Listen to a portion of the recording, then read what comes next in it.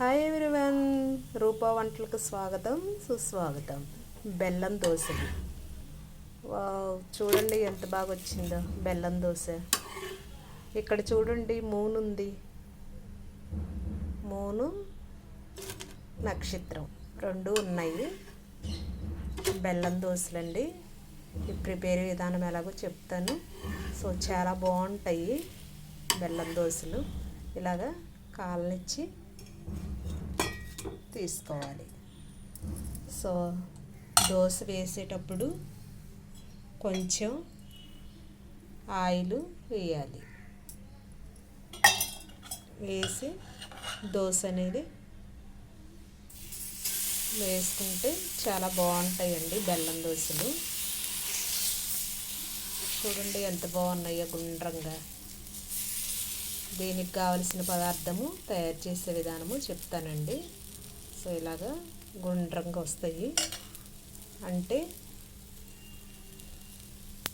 పిండ్లు ఆడించినవి ఏమీ లేకపోతే ఇలాగా ఒక పావు గంటలో టిఫిన్ అనేది తయారు చేసుకొని తినొచ్చు.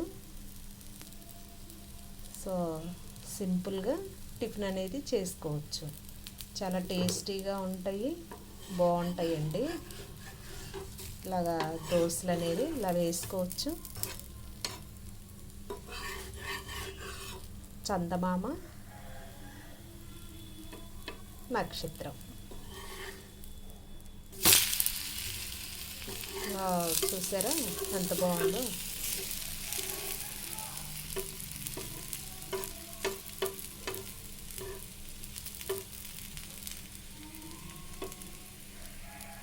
ఇలాగ దోశ అటు ఇటు కాలనివ్వాలండి ఈ దోశలకి. లేకపోతే కొంచెం పిండి పిండిగా ఉండే అవకాశం ఉంటుంది. అటు ఇటు కాలనిస్తే బాగా కరకరలాడుతూ బాగా టేస్టీగా ఉంటాయి. సో పిండి అనేది ఇలాగా కలుపుకోవాలి.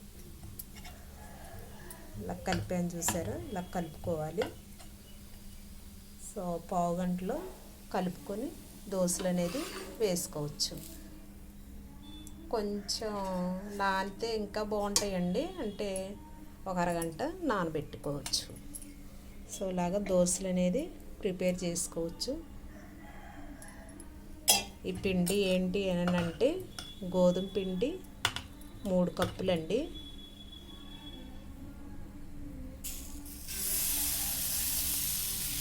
ఛీ, 3 కప్పులు కాదు 6 కప్పులండి. 6 కప్పులు గోధుమ పిండి, 3 కప్పులు బొంబాయి రవ్వ,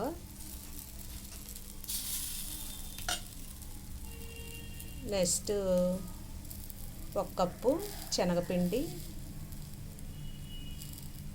నెక్స్ట్ ఇంకొక కప్పు బియ్యపిండి వేసుకోవాలి.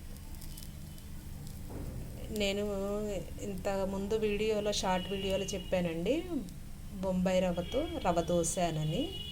దాంట్లో బొంబాయి రవ్వ, గోధుమ పిండి, శనగపిండి వరకు తీసుకున్నాను. దీంట్లో బియ్యం పిండి తీసుకున్నానండి 1 గ్లాసు. సో ఇలాగా బాగుంటాయి దోశలు అనేది.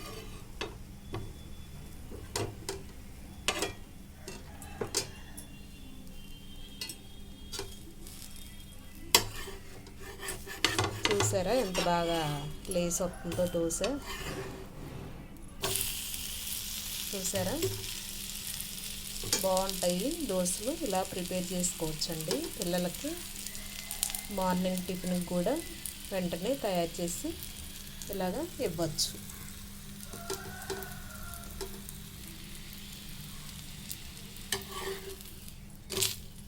సబ్స్క్రైబ్ చేసి గంట సింబల్ మీద క్లిక్ చేసి వీడియో షేర్ చేయొచ్చు ఫ్రెండ్స్.